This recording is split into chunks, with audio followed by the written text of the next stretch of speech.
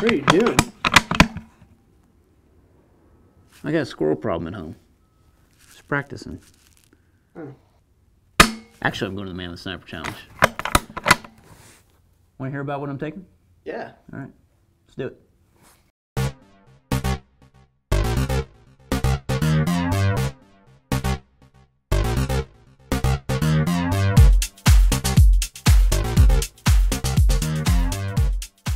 Hey guys, welcome to Gear Tasting. In lieu of the normal gear tasting segment, today I wanted to go through the gear and the packing list of what I'm going to be taking to Mammoth. So I'll be competing in the Tough Man division of the Mammoth Sniper Challenge in Kentucky.